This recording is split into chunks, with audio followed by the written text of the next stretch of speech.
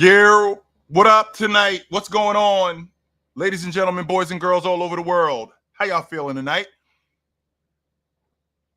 It's basketball season around here when it's not basketball season. We talk hoops when we don't talk hoops, when there's no hoops to talk about. We keep the party going. That's what we do around here. And with this current landscape, tonight we're going to talk about the pretenders and the contenders in the NBA. That's what we're going to talk about. The teams who I think are legit and the teams who I think are fool's gold. And there are some teams that I think are fool's gold. And when I look at the landscape of the league, with what these teams have done to get themselves back in the mix, with what these teams have done to put themselves back in the playoff picture, which teams have done the most? I have to start with the Boston Celtics. I mean, they basically ran it back. We won the NBA championship. I don't think there's anybody in the league that got better than us. If you want to say that, if you want to say that there's a crew that, if you want to say that there's a crew that got better, 100%, I can get with that. Peace, GOAT. Peace, Jay. If you want to say that there's a crew out there that got better, oh, absolutely. I won't argue that at all. No way will I argue that. If you want to say that there's a crew out there that got better than them, no. There isn't a crew that got better than them. There are some crews that got better, though. I won't argue that. But the fact that the Boston Celtics essentially ran it back. We won the NBA championship. There really isn't a legit reason why we got to blow this thing up. Jason Tatum is 26 years old. Jaylen Brown is 27 years old. Drew Holiday, he's still in his prime. He's on the back end of it at 34 years old. He's still in his prime. Derek White, 29 years old. Porzingis, I think he's 30 years old. Al Horford is the one that's long in the tooth. But Pritchard in his 20s. Hauser in his 20s. All of these guys are still young guys. All of these guys are still young guys. And in the process of them being young guys, there's still a lot there. There's still a lot there for this team to accomplish. I don't think that this is a team that's one and done. Do I think that they're the Warriors of this decade? No. Do I think that they're the Heat of this decade? No. I mean, we have seen 6 different NBA champions in the last 6 years. We've seen that. That's not my opinion. That's a fact. We've seen that. But with that being said, we've also seen when teams are homegrown. Jason Tatum, they got him in the draft. Jaylen Brown got him in the draft. They switched out Marcus Smart for Drew Holiday. They switched out Robert Williams for KP. They got Derek White in a trade. Sam Hauser. Pritchard in the draft. Cater in the draft. Cornette. This team, what up, Breezy? This team is built organically. And unfortunately, there's not a lot of teams, especially in today's game, that you can get, right? There's not a lot of teams that you can get. Green, stop talking to me, Green. Please just sit down and listen. Please.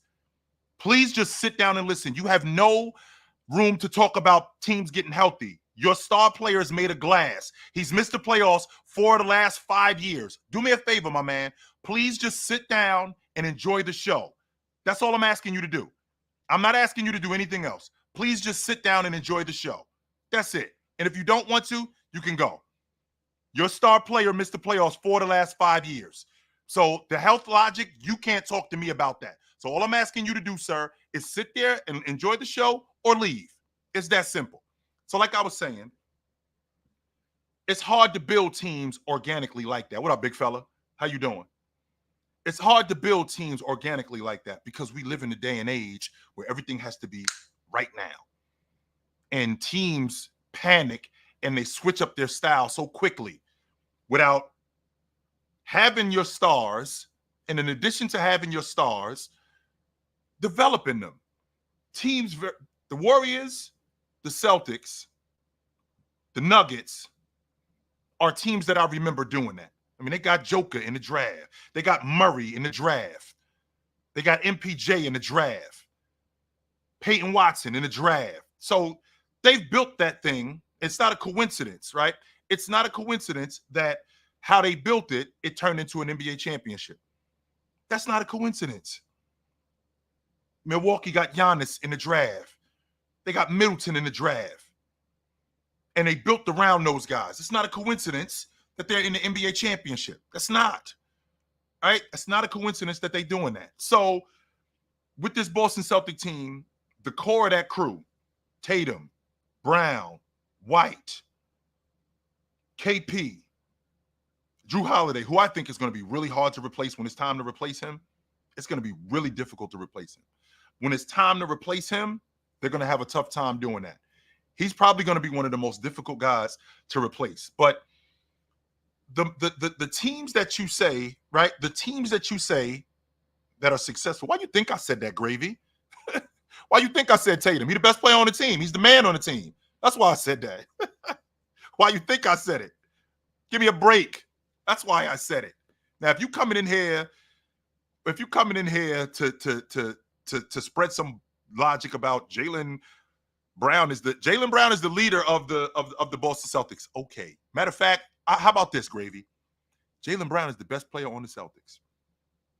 Jaylen Brown is the man on the Celtics. Jaylen Brown is the best player that they have on that team, on the Celtics. There you go. Forget Jason Tatum, sir. You are simply a cog. That's what you are. You're not separate from Jaylen Brown. You're basically, in fact, the fact that he won the Finals MVP, that makes you less than him. That actually makes you less than him. Everything else that you did, Jason Tatum, none of that stuff matters. None of it.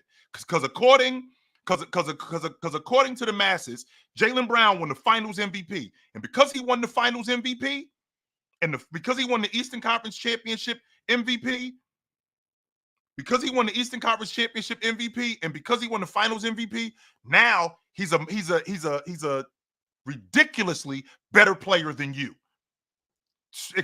Much better player than you. So, with that being said, Gravy, Jaylen Brown is the man. The reason why I said Jason Tatum, I clearly was wrong.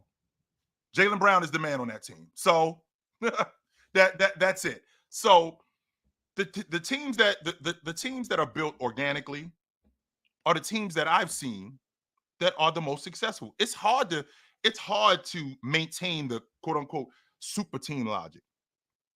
It's hard to maintain that. When you get that, right? When you get a crew that's been thrown together, you got to maintain that. Right? You have to maintain that. You have to. And if you don't maintain it, it's going to fall apart quickly, as opposed to when you build it through the draft and you're able to maintain your players like the Warriors did. You do need some luck. Let's make sure we're clear on that. You do need some luck, like the Warriors did, like the Houston Rockets are doing right now, right? Like the Houston Rockets are doing right now, like the Warriors did, like the Milwaukee Bucks did. The Lakers are the exception. When they got James in free agency, then they traded for Anthony Davis. They already had Kuzma. They already had KCP. They already had Caruso. They are the exception. But what Milwaukee did, right? What Milwaukee did, what Denver did, what the Golden State Warriors did with both Steph and Clay, and then drafting Harrison Barnes, then drafting Draymond. And that's the core of your unit, and we're building around these guys, right? And in the process of us doing that, we end up putting the right pieces around them and winning the NBA championship. I feel like with what the Knicks are doing, a lot of that stuff isn't homegrown. A lot of that stuff is It's put together on the fly, but it's put together on the fly, but these pieces do fit. I think the Knicks are a legit contender off the strength that you got a lead guard in Jalen Brunson, who is one of the better downhill players in the game. I think he's a top 5 guard in the league. I don't know if there's 5 guards in the league better than him. I ran down my guard list to you guys yesterday. Oh, I'm sorry. Yeah, yesterday and Monday. I ran down my guard list to you. I don't know if there's 5 guards in the league better than Jalen Brunson. But with that being said, the nucleus of that team, Josh Hart, they traded for him. They bagged Jalen Brunson in free agency. They traded for Mikal Bridges. They bagged Julius Randle in free agency. They got Mitchell Robinson in the draft. DiVincenzo, they got him in free agency. Miles, I think they got him in free agency. OG Anunoby, they got him in a trade, and they were able to hold on to him. So when you throw crews like this together, right? When you throw crews like this together, if the pieces fit, there's less room for error, as opposed to when you throw crews like that together and the pieces don't fit. There's way less margin for error. This crew is this Knicks team. It's a lot of Tibbs guys, a lot of them, right? A lot of these crews are Tibbs guys. I mean, a lot of these guys on this crew are Tibbs guys. OG Anunoby, he's a Tibbs guy. Mikal Bridges, that's a Tibbs guy. Josh Hart, that's a Tibbs guy. Mitchell Robinson, that's a Tibbs guy.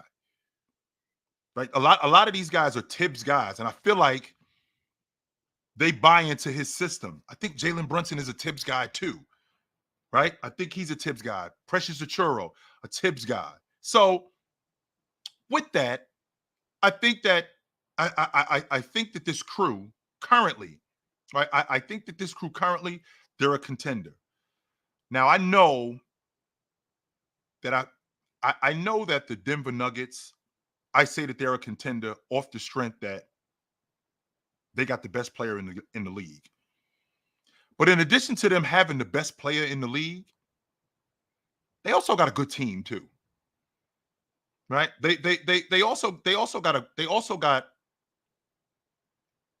MPJ, who's one of the better knockdown shooters in the game, especially when he gets going. Jamal Murray, when he's healthy, I think that's the best 2-man game in the game. I think James and Anthony Davis are in the conversation, but we saw what they did to them both years in the playoffs. Smoked them in the conference finals in 23 and 4 games, even though those games were close, right? Those games were close. I mean, the game 4 came down to James missing the last shot at the buzzer. So all of those games were close, but they signed their quarterback. So they got Murray, who they got in the draft. They got Joker, who they got in the draft. They got MPJ, who they got in the draft, and Aaron Gordon, who they got in a trade. Right? So this crew, with both Murray and Joker, that two-man game is almost impossible once they get going. It led to an NBA championship. Jamal Murray is one of the toughest. He's one of the better tough shot makers in the league. Right? He's one of the better tough shot makers in the league. And with him being one of the better tough shot makers in the league, that puts the defense at a huge disadvantage. A huge disadvantage. If losing KCP is the difference in them winning and losing, then that means that KCP's value is a lot higher than I thought it was.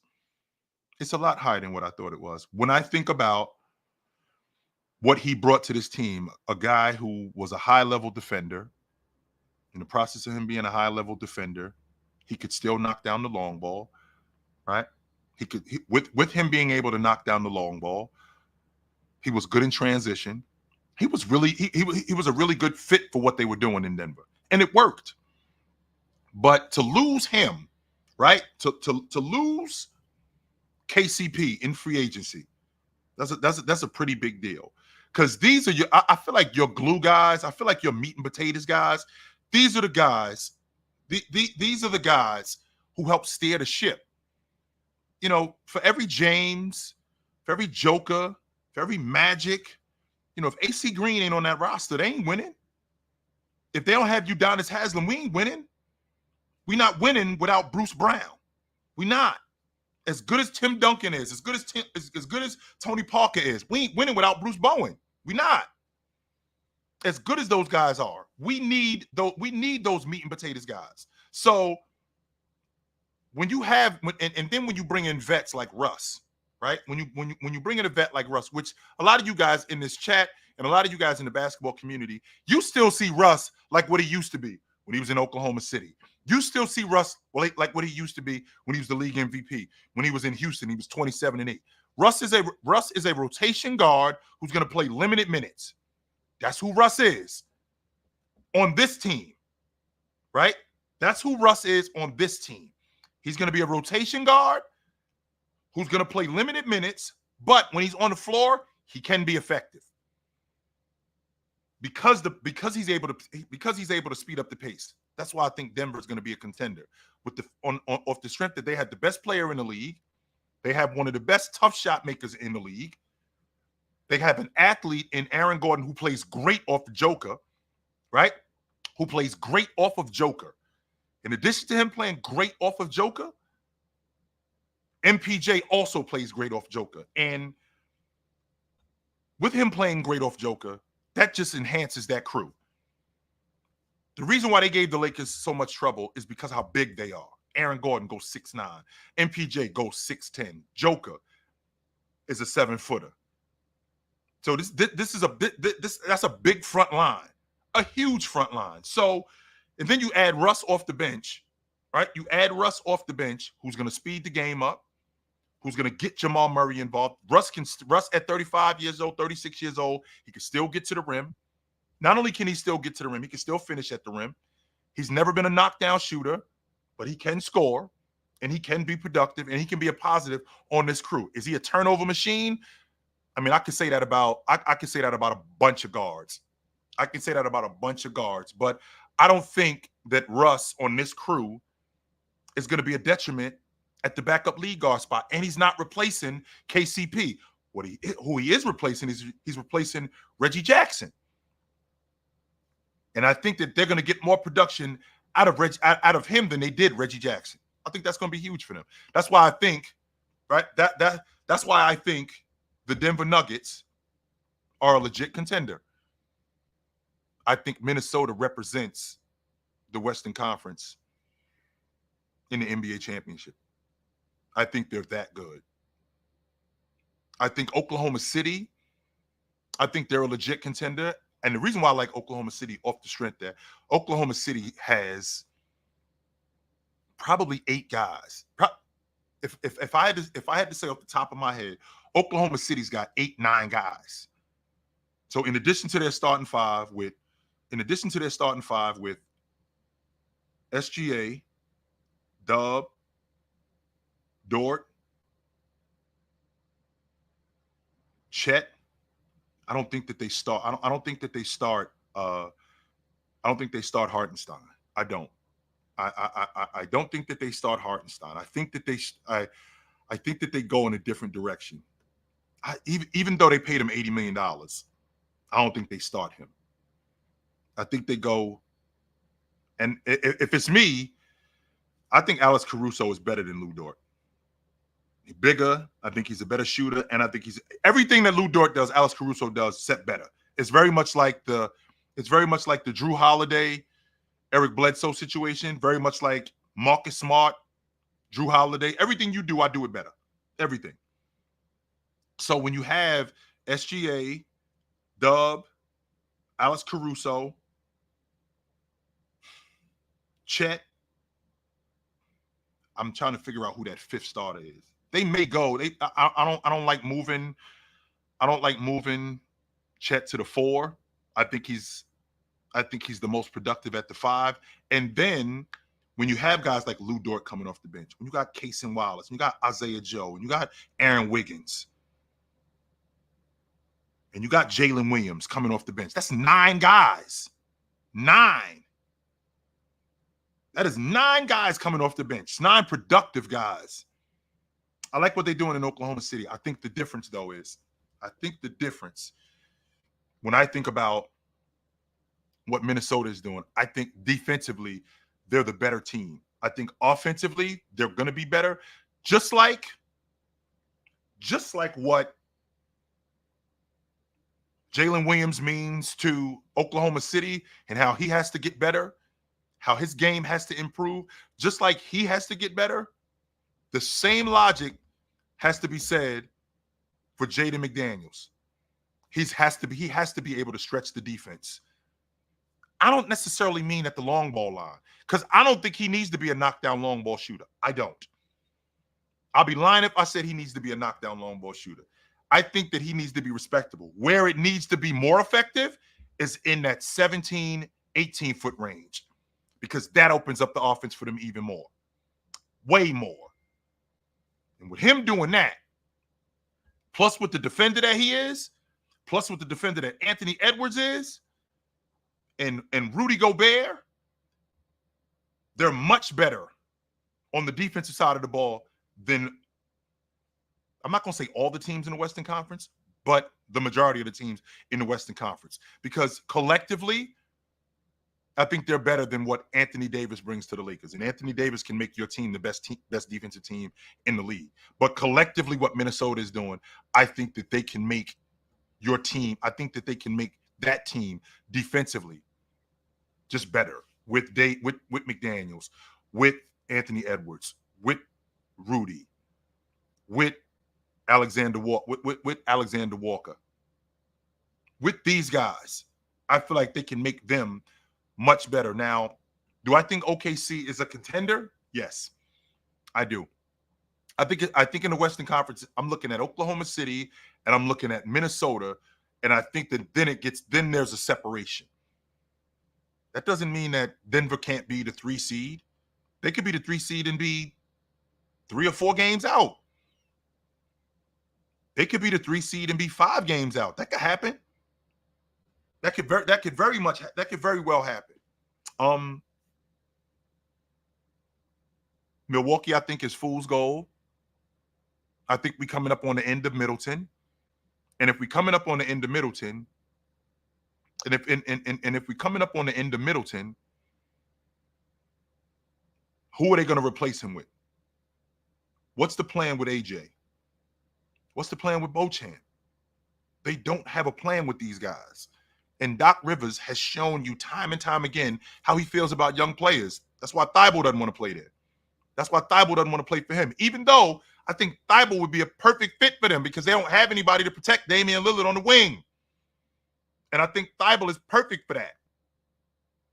If they had that, they would be much better, but they don't.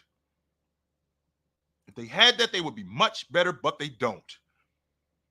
And I think the difference in Milwaukee, even though they have arguably the best player in the league, even though they arguably have the best player in the league, and I should be looking at Milwaukee the same way I do Denver, off the strength of them having the best player in the league.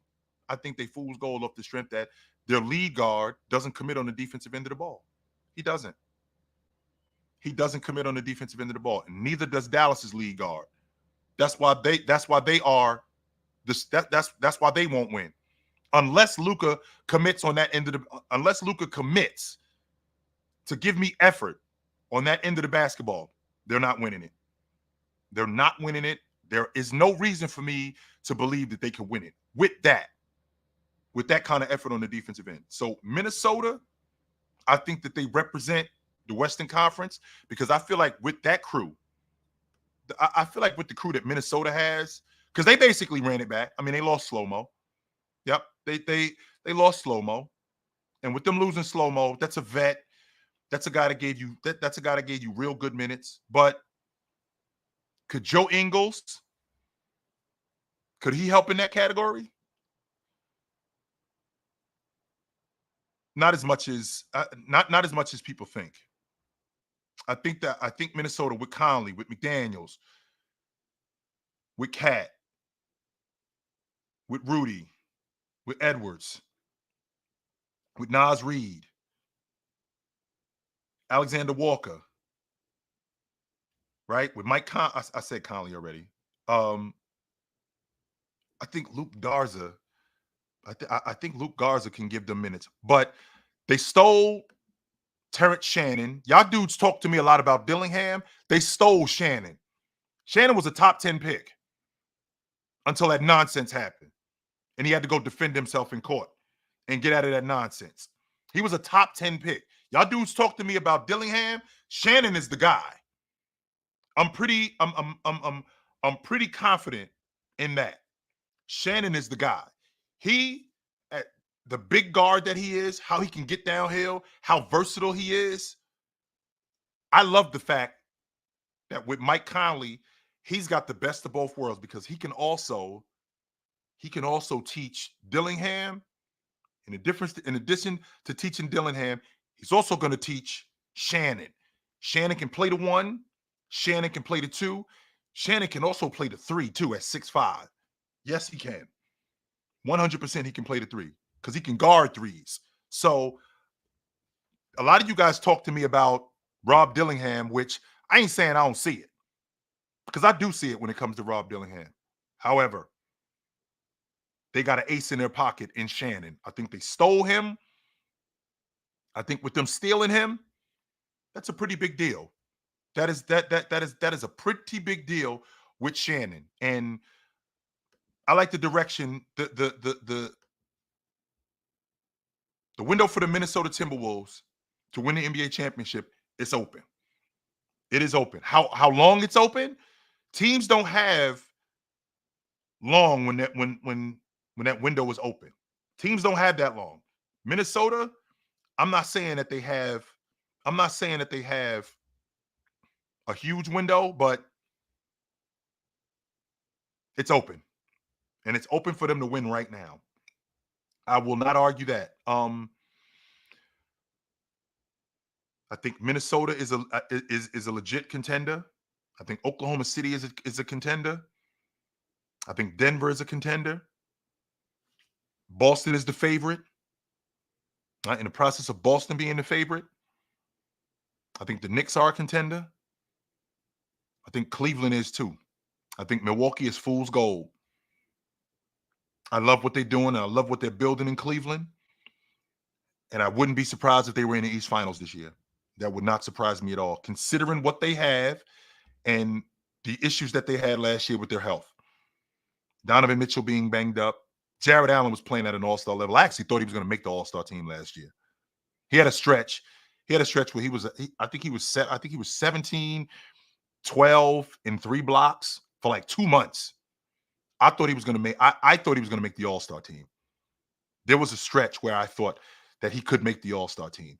I think a lot of people who see the Cavs are watching them from the lens of what they saw 2 years ago when they got manhandled by the Knicks with a second-year Evan Mobley, a second-year Darius Garland, Jared Allen, who had never been in the playoffs before.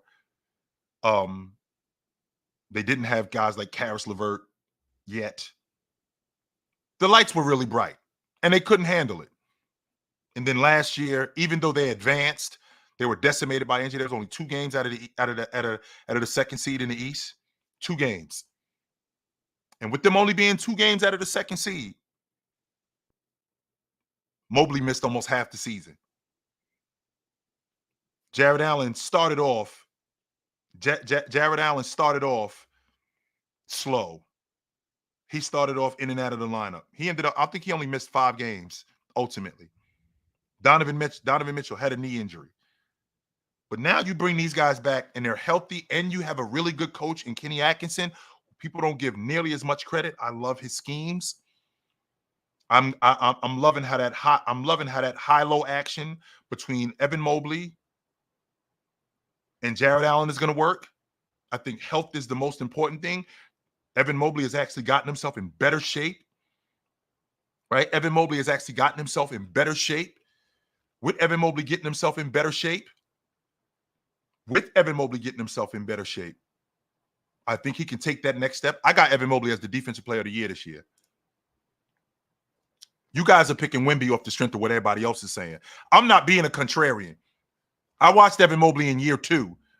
In year 2, played 79 games, and he was arguably the best defensive player in the game. In year 2, we're in year 4 now. Bigger, healthier, a vet now in year 4, wiser to the game, seeing what the playoffs look like, one of the more versatile defenders in the game, one of the better rim protectors in the game, one of the better rebounders in the game. I think he's right there with guys like Bam and Anthony Davis. I think he's right there. I think he wins the Defensive Player of the Year off the strength, right? Off the strength that I think Cleveland's going to be at the top of the league defensively. And in the process of them being at the top of the league defensively, I think they're going to be a top 3 seed in the East. I think he's the Defensive Player of the Year this year. I don't think people give Evan Mobley nearly as much credit, right? I don't think people give him nearly as much credit. The rim protector that he is and the rebounder that he is. He's a double-digit rebounder. And with him being a double-digit rebounder, I take stuff like that very seriously. Very seriously. There's a lot of people who don't take being a rebounder that serious, right? I take that kind of stuff very serious. So I think Cleveland is a contender in the East. I think New York is a contender in the East. I think Boston are the favorites, right? I think Boston are the favorites. In the process of Boston being the favorites, I think in the West, I think Minnesota is the favorite. I think Oklahoma City is a contender. I think Denver is a contender. Now, there's a bunch of good-ass teams in the Western Conference. A bunch of good. I think I'm not on the fence about this when I tell you guys, and I've said this countless times. I think Memphis is going to be right back in the middle of it. I think Memphis is going to be right back in the middle of it when the season starts. You get Ja back. You get Desmond Bane back. You get Jaren Jackson back. You get Brandon Clark back. Now you add the big fella, Zach Edey, who I think they stole him. You get him back. And you're going to get G.G. Jackson back at some point in the season.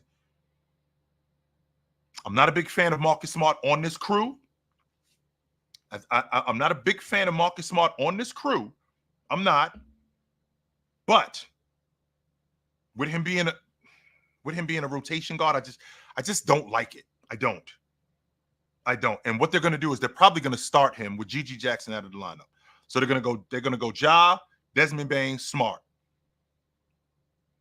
And Marcus Smart has shown that he can defend. He can defend bigger players. He's shown that he could do that. He's dealt with guys like Draymond Green. Can't believe that he got switched on to Joel Embiid. That's blowing my mind. I really can't say that I have anything for that. That's one of the worst matchups I've ever seen. We're going to test some basketball knowledge in here. Mark Quavian, can you tell everybody in here how GG clears Evan Mobley? I'm not going to say another word until you tell us all in here how GG Jackson clears Evan Mobley. Go. I'm not going to say another word. I'm going to be quiet for right now. Marquavian, he's going to tell us all how GG Jackson clears Evan Mobley. I'm not going to say another word. Go.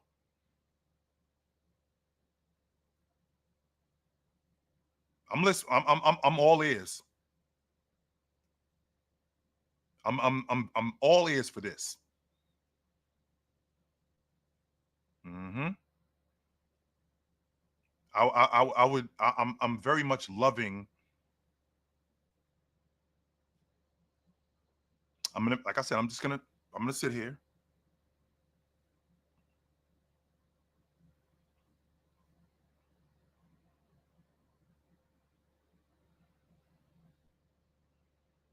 He can shoot. He's better in the paint and a better playmaker already offensively. What are you basing that on? What are you basing that on? Because Evan Mobley has shown me that he can shoot the basketball too. And last I checked, Evan Mobley shoots close to 60% in the paint. So the idea that he's better in the paint, that's not true. That is so not true. You just want to be. Let me tell you guys. I don't know if you guys watch me on the panel. I'm not sure if you guys watch me on the panel. Marquavian is nothing but a contrarian when it comes to me. He's a ticket disciple. So when he comes in here, he comes in here sideways. 1 minute, he's like, peace, chill, salute, chill. But when he get around his homeboys, yo, cook that old bum. So he's a contrarian when it comes to me. So he knows that I'm an Evan Mobley guy. I don't know how many guys in here, to be honest with you. I don't know how many guys in here, if you're being honest with yourself, if you had to choose today, right? If you had to choose today, you are the general manager of a team. You have to pick between Evan Mobley and Gigi Jackson. Which one are you picking? And what I need you to do, take me out of the equation. This is what I want you to do. I'm not a Mobley guy, right? I'm not an Evan Mobley guy. I don't know anything about Evan Mobley. Take me out of the equation. You have Evan Mobley and Gigi Jackson. These two guys side by side. And you have to pick one of these guys for your franchise. Which one are you picking? No. You can't tell me 1 minute, you can't tell me 1 minute that he clears him and then the next minute tells me it depends on what I have. That doesn't work, sir. Either he's there or he's not. Which one is it? I'm all ears. Anyway, like I was saying,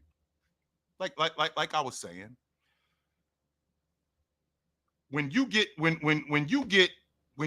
to the contender, right? When you get to the contender space, right? When you get to the contender space, the margin of error, the margin of error is this, right? The margin of error is very short because 1, teams are coming at you different. 2, you don't really have a lot of room for error because that window isn't open long. So teams like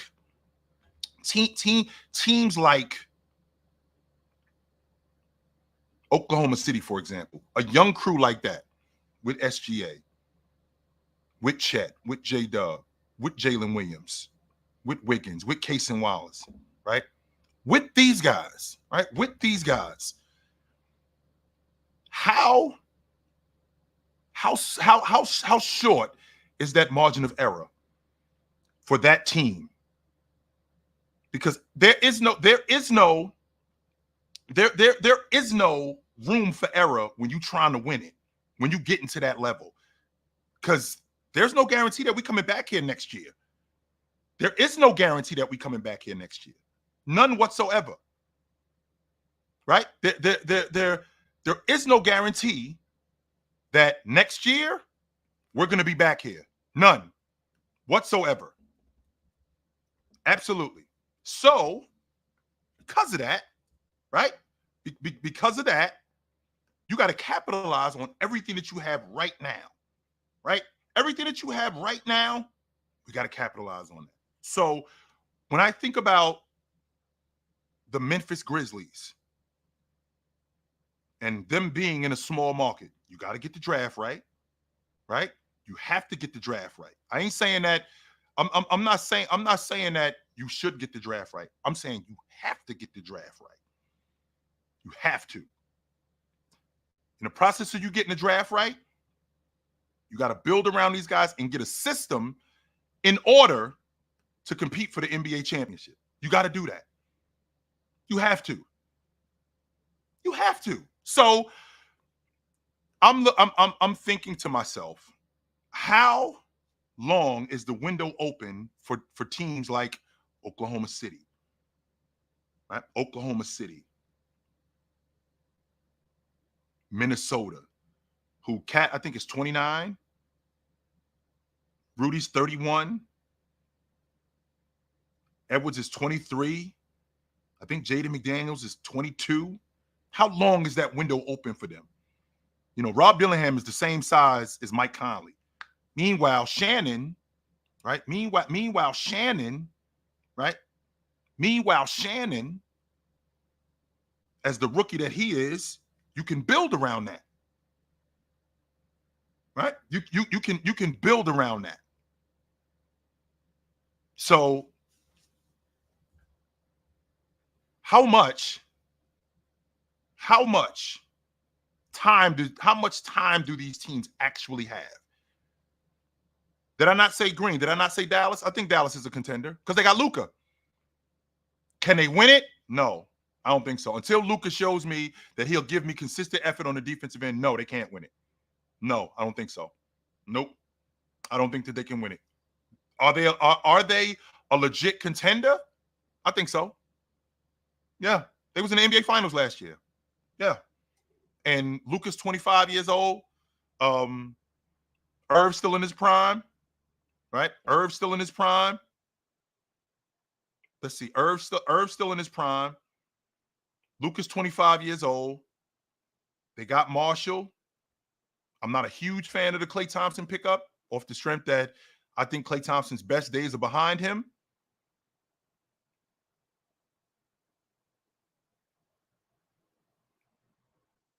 I think Derek Lively's going to be better this season. I think Gafford is going to be better this season. I think PJ Washington is going to be better this season because now they have under their belt a season of playing with Luka. I still think that offense needs to change a little bit. I think the ball needs to move a little bit more. But the fact that they got Luka, the fact that they got Luka, I feel like that makes them, right? I feel like that makes them just like with Denver, I feel like that makes them a legit contender. Can they win it? No, I don't think so. I don't think that they can win it. So because I don't think Luka's going to commit on the defensive side of the ball. I've seen Luka beat guys to the spot. I've seen Luka slide his feet. I've seen Luka dive on the ball. I've seen Luka dive on the floor for loose balls. I've seen him get those 50-50 balls. The question is can I get that on a consistent basis from Luka? And I haven't been able to.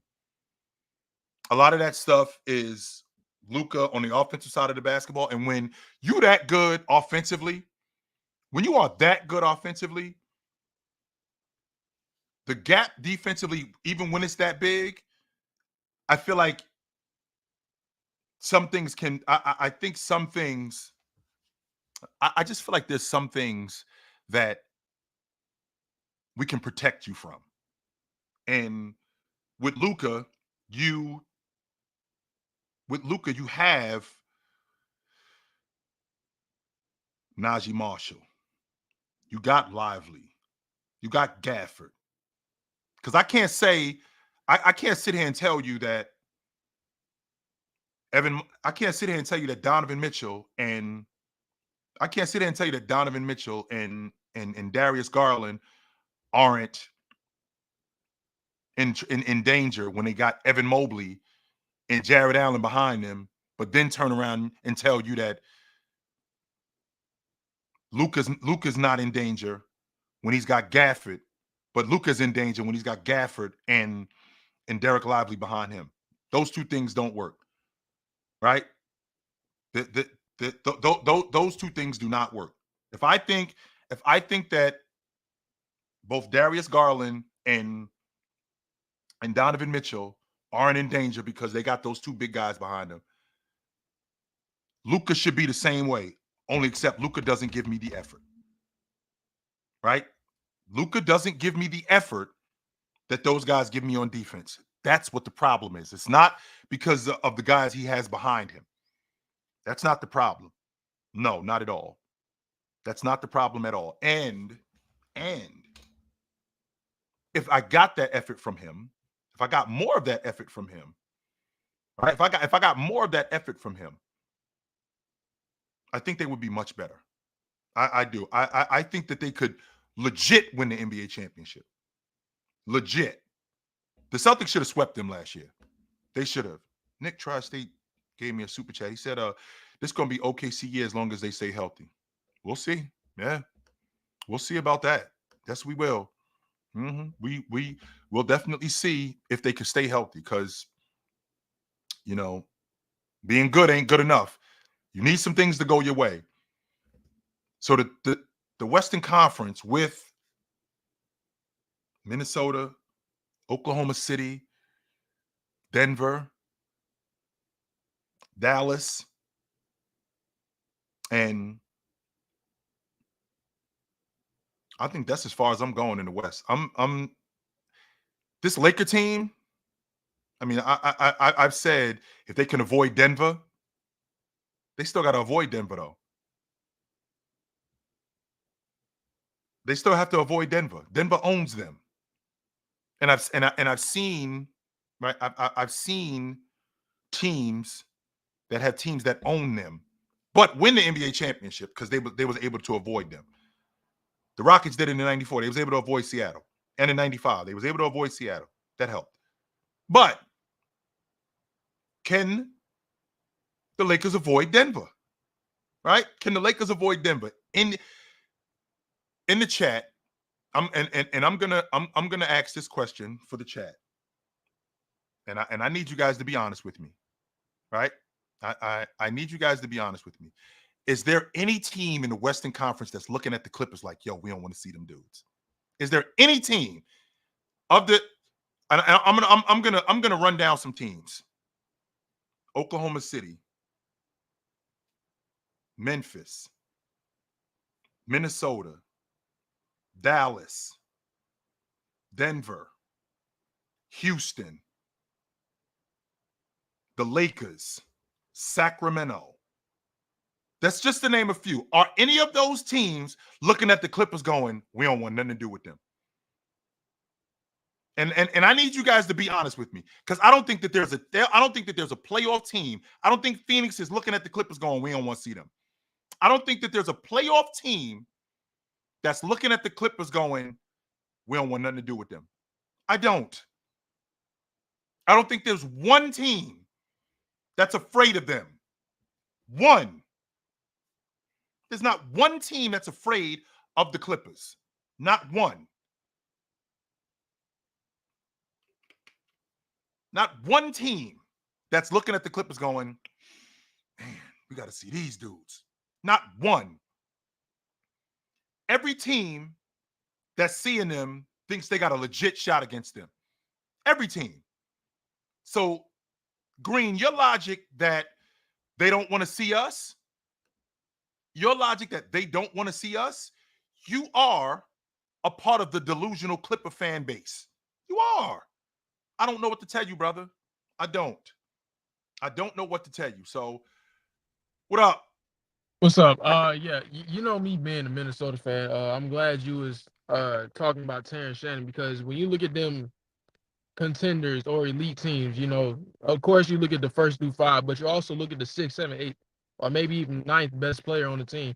And I think Minnesota, they have Naz Reid coming off the bench. They can start for any team in the league, if I'm being honest. They have Nickeil Alexander-Walker, a 3-and-D player. They have, the rookie Rob Dillingham, who I think will just get better as the season go along, because he's getting mentored by Mike Conley. Also, I believe Terrence Shannon can be like a better version of Jaden McDaniels. He's definitely way better than him in transition. I think coming in, Terrence is going to be one of the best transition scorers in the league, because he, like, at 6'6", man, he's so fast in transition. It's crazy. And I know it's only summer league, but I watched him, on the defensive side. He has a lot of potential. I think he's just going to be a better version of Jaden McDaniels, if I'm being honest. You think that they'll move on from Jaden McDaniels? No. There's no reason for us to have both of them. There's no reason for that. None. Why not? Why we can't have both? There's no reason for us to have both, because when the money starts to happen, when the money starts to happen, we don't need both of these dudes. So it sounded to me like if he's going to be a better version of Jaden McDaniels, even though Jaden McDaniels 6'9", Yeah. And with Jaden McDaniels being 6'9", if he can stretch the defense like I think he can, and he's arguably the best perimeter defender in the game, arguably the best, not the best on ball, the best overall perimeter defender in the game. If you telling me that you looking at a better version of Jaden McDaniels at 6'6", that means that we got to move on from him. And I think that's crazy because I don't think no way when I'm watching Jaden McDaniels, he looks like there's a lot of upside for him offensively. A lot. Yeah, I like his mid-range. I like his scoring potential. I just think Terrence is just the better athlete. Um, I like his athleticism more. I like how he can get downhill better. It sounds like you just looking at him it sounds like you just looking at him with the ball. That's what it sounds like you looking at him with. I was just talking about his defense. I didn't hear anything you said about his defense. I'm sorry. All I heard was he get downhill. He's an athlete. He can finish in transition. He's going to be one of the better transition finishers in the game. That's what I heard from you. Well, yeah, I mean, I think he's a better playmaker too. So you think he's better than Jaden McDaniels? If we're being honest, you think he's better than him? Yeah, I just don't think he's better on defense yet. No way. I don't think he's better on defense yet. So that means that he should be starting there. If he was better on defense. If he was better than Jaden, yes. Nope. I think what you're looking at and what I'm looking at is two different things, completely different. And you keep saying what if he was better on defense, because he's way better offensively. Not way better. You didn't say way better, but he's better as a scorer and better as a playmaker. Okay, he's a lead guard. I think he's a lead guard. I don't think he's a 2. I think he's a lead guard. So if he's a lead guard, I think that's I think that's in the Conley space. Right, I think that in that space, like him and Ant running in the backcourt. And if he's a 1, that makes it even better. That's what I think he is. I think he's a lead guard. If he's a 1, that makes this team even scarier. Yeah, I think he's a lead guard at the small forward spot. No way. Okay, cool. Because he's not as versatile as a defender. That's as you think that. No. He can't guard fours like Jaden McDaniel can. Yeah, you're right. That's number one. Number two, as a mid-range shooter and a guy I like Jaden. As a mid-range shooter and a guy that's able to create his own shot, he can do that, and he's getting better at that. So if I have an elite two-way player, a guy that I can get elite production from on the defensive side of the ball, and I can get a guy to knock down the mid-range to stretch the defense and be good in transition, because it's not just him. Minnesota is an average transition team. They should be much better than what they are. Terrence makes that better. I think Terrence makes that much better. No, who I think makes that better is coaching. They got to speed the game up. It's not Terrence speeding up the game. Yeah, they got to speed the game up, because a lot of the stuff that they get in transition, it's not going to the rim. They play fast, but then they'll stop it. Like Anthony Edwards will go to the long ball line, or Anthony Edwards won't go to the rim when we're in transition. Jaden McDaniels, they'll stop at the long ball line. Alexander Walker will stop at the long ball line. Cat stopping at the long ball line instead of getting baskets at the rim. That opens up your transition game even more. So when I look at Minnesota and I look at what they are in transition, that's one of the main things that they have to shore up, and they got to clean up this season. One of the main things. So. All right, brother. Good to talk to you. I can't say with 100% certainty that Shannon won't be awesome, because I dug him in Illinois. Big guard, 6'5", 6'6", could get downhill. He looks like he can defend. He got into that nonsense. I actually think he's the steal more than Dillingham is. I think that they look at Dillingham as the predecessor to. I think they look at Dillingham as the predecessor to Mike Conley. I can get with that. I can 100% get with that. However, when I think about what Shannon does, I don't hate moving him to the lead guard, yo. I don't. He was going to be a first-team All-American. He was arguably the best player in the Big Ten last year until that nonsense jumped off. He was one of the best players in the Big Ten, and I think they stole him late in the draft. I think that they stole him, which is dope. which is dope. The San Antonio Spurs stole Manu Ginobili.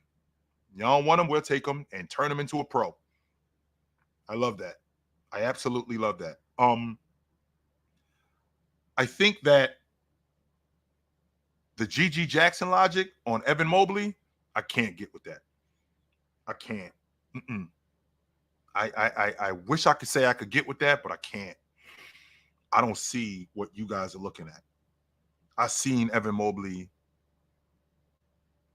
be able to knock down that mid-range. I think it's more consistent this year. I think one of the main problems that we have when we're talking about these guys, like G.G. Jackson is more of a versatile scorer. Yo, Memphis sucked last year. Somebody got to lead a bad team in scoring. Somebody got to play the minutes. And I think with him on this crew, I think he's going to help them. But they were garbage last year. With them being garbage, G.G. had to play. And it wasn't in the lease, and the leash wasn't long. I mean, the leash wasn't short. The leash was long. What are you going to do? Take me out? What are you going to do? Take me out? What you taking me out? Okay, who are you going to put in behind me? Because we garbage. So there's way more room for error. So if I kick the ball out of bounds, so all right, come back the next trip. If I take a bad shot, all right, that's fine. I can still rock. I can absolutely rock. You know who didn't win anything either, Green? The Clippers didn't win anything. The Clippers didn't win a damn thing. I know that for a fact. They didn't win anything. I do know that. Of all the teams that didn't win anything, the Clippers didn't win shit. Not a thing. So you have to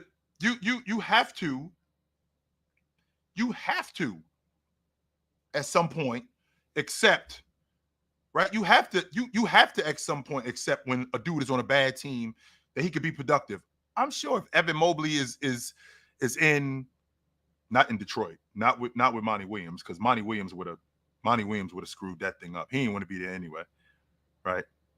Monty Williams didn't want to be there anyway, so he would have definitely screwed him up. So I don't think that's the case for everybody. So what up? What's up, Chill? How you doing? What's up, brother? So I had a question for you. So I was thinking about it. Which one is more important to you? Starting the season off good, getting a good start of the season, or ending the season good and getting on the run going to the playoffs?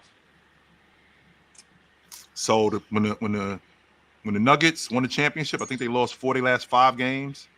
The Warriors, when they won it in 22, I think they dropped 3 of their last 4 games. Let's see. When the Rockets won the NBA championship in 94, they started off 16-0. They were 22-1 at one point. The Bulls got out to a really fast start when they won 72 games. I think when you get out to a fast start, I think that gives you confidence throughout the course of the season, as opposed to you trying to turn it on at the end and you get hot at the end.